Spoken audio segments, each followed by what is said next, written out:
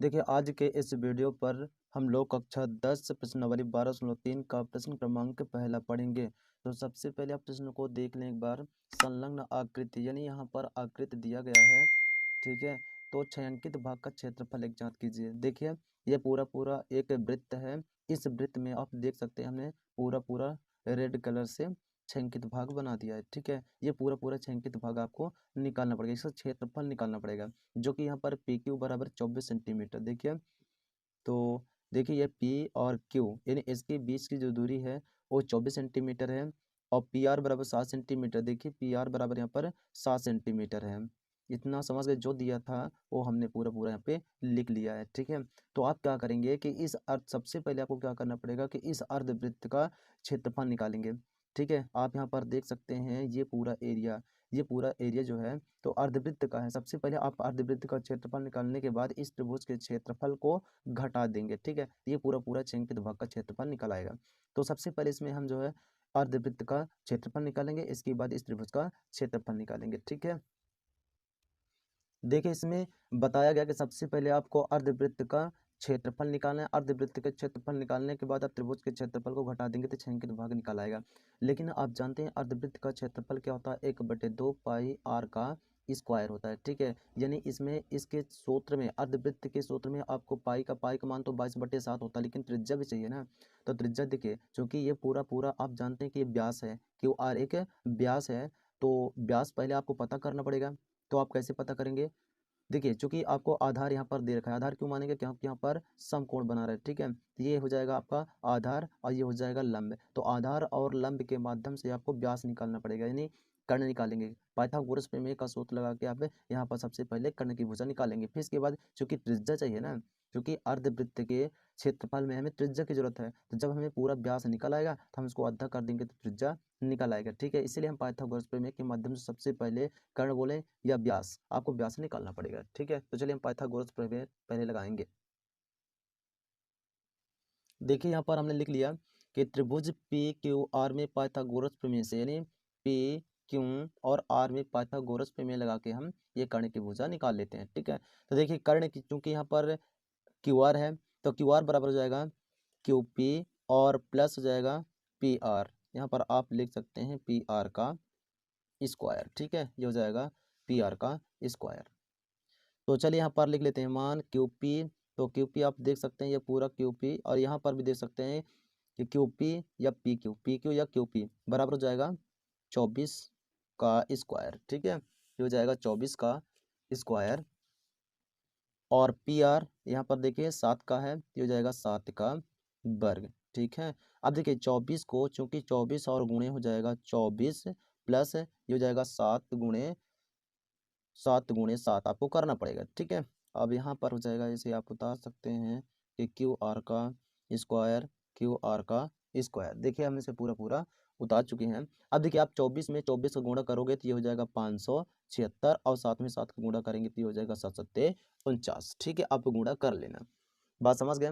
अब इसी तरह से देखिए इसको जोड़ दें तो ये हो जाएगा 9 6 15 की 5 हासिल 1, 9 4 7 4 11 1 12 की 2 हासिल 1, 5 की हो जाएगा 6, ठीक है। अब इधर से देखिए जैसे आप स्क्वायर हटाएंगे, यहाँ से जैसे स्क्वायर हटाओगे इधर लग जाएगा अंडर रूट। देखिए स्क्वायर हटा दिए यहाँ से, ये हो जाएगा अंडर रूट के अंदर, ठीक है।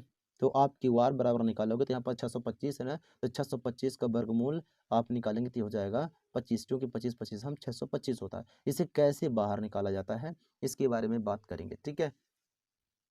देखिए सब 625 को सबसे पहले आप गुणनखंडन करोगे। देखिए इसकी इकाई एक में 5 है तो 5 से कटेगा, 5 से कम 5, जबकि 6 से पहले बचा 1, और 5 दूनी 10, अब ये हो जाएगा 55 25। अब इसकी इकाई में देखिए 5 है तो 5 से कटेगा, 5 दूनी 10 55 25। अब इसकी इकाई में 5 है तो 5 से कटेगा 55 25, ये हो जाएगा 5 से कम 5।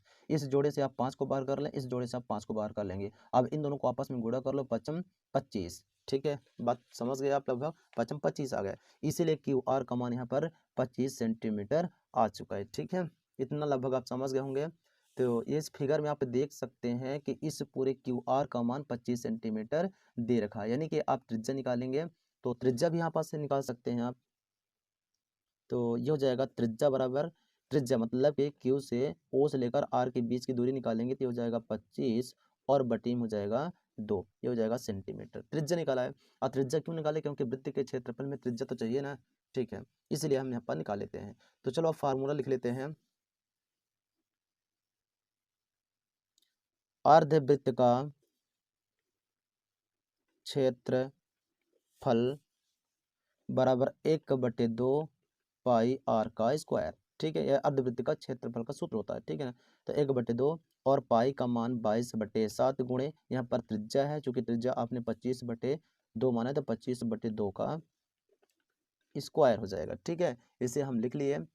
अब इसके बाद देखेंगे, इसे कैलकुलेशन कर लें। 1/2 गुणे 22/7 गुणे 25/2 गुणे 25/2, ठीक है। अब इसे काट लेंगे। तो देखिए यहाँ पर 2 से, चूंकि 11 दूना 22 तो आपस में कैंसिल हो गया, और ऊपर बचा 25 में 25 गुणा करोगे तो ये हो जाएगा 625, और गुणे हो जाएगा 11/7 दूनी 14, चूंकि हर का गुणा हर में करेंगे तो 7 दूनी 14 और 14 दूनी 28 हो जाएगा, ठीक है। इसको भी आपस में गुणा कर लो। तो चलिए हम आपस में गुणा कर लें। 11 25 55 की 5 हासिल 5, 11 दूना 22, 5 27 की 7 हासिल 2, 11 छक्का 66, 66 और 2 हो जाएगा 68, और बटे हो जाएगा 28। ये अर्धवृत्त का क्षेत्रफल है, ठीक है। तो अर्धवृत्त का क्षेत्र है, तब सेंटीमीटर का स्क्वायर कर दें। अब देखिए हम यहाँ पर, चूंकि ये त्रिभुजाकार है ना, तो इस त्रिभुज का क्षेत्रफल निकाल लेते हैं। तो इस त्रिभुज का क्षेत्रफल होता है 1/2 आधार गुणे ऊंचाई होता है, ठीक है। तो अब देखिए यहाँ पर आधार लिखा है, तो आधार आप देख सकते हैं 7 सेंटीमीटर, तो 7 हो जाएगा, और ऊंचाई ऊंचाई ये पूरा 24 का है, ठीक है। अब इसे काट भी लेंगे, ये हो जाएगा 12, ठीक है। तो बचा क्या, 7 गुणे 12, इसको आपस में गुणा कर लो। देखिए ये हो जाएगा 12×7 = 84 वर्ग सेंटीमीटर लिख लिया। अब देखिए इस छायांकित भाग का क्षेत्रफल निकालेंगे, चूंकि जो रेड कलर आपको दिखाई दे रहा है ना, तो इसका आपको क्षेत्रफल निकालना है। तो क्या करेंगे, इस पूरे अर्धवृत्त के क्षेत्रफल में इस त्रिभुज के क्षेत्रफल को घटा देते हैं। अब देखिए यहाँ पर हमने लिख लिया छायांकित भाग का क्षेत्रफल बराबर अर्धवृत्त का क्षेत्रफल माइनस त्रिभुज का क्षेत्रफल। तो देखिए यहाँ पर आप देख सकते हैं कि अर्धवृत्त का क्षेत्रफल आया है, तो आप अर्धवृत्त का क्षेत्रफल यहाँ से देख सकते हैं कि ये हो जाएगा अर्धवृत्त का क्षेत्रफल, यानी कि 6875/28 है। तो इसी को देख कर हम लिख लेते हैं। और त्रिभुज का क्षेत्रफल यहाँ पर 84 आया है, ठीक है। तो इसी को देख कर हम लिख लेते हैं। तो ये हो जाएगा 6875, और बटे में 28 है, तो 28 हो जाएगा। और इस सूत्र में देखिए माइनस का चिन्ह, तो माइनस का चिन्ह लगा के यहाँ पर 84 कर लेते हैं, ठीक है। इसके बाद देखिए हम इसका गुणा भी कर लें, चूंकि इन दोनों को आपस में गुणा करोगे ना, तो हम गुणा कर लेते हैं। तो 8 चौको 32 की 2 हासिल 3, 8 × 64 में 3 जोड़ोगे 67, 2 चौको 8, 2 अट्ठे 16, ठीक है। 8 7 15, ये हो जाएगा 8 7 15, 6 6 12 1 13, ठीक है। हासिल 1 आ गया, ये हो जाएगा 2। इतना आप समझ गए होंगे, लगभग 2352 आ गया, ठीक है।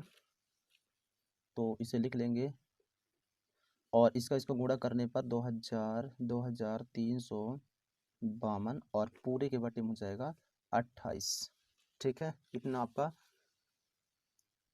तो यह आ गया छायांकित भाग का क्षेत्रफल। इन दोनों को घटाने के बाद 4523/28 वर्ग सेंटीमीटर छायांकित भाग का क्षेत्रफल आ गया है, ठीक है। छायांकित भाग का ये पूरा पूरा क्षेत्रफल है। यही आपका सही आंसर होगा, ठीक है। तो एक बार इसे आप लगाकर प्रैक्टिस जरूर करें।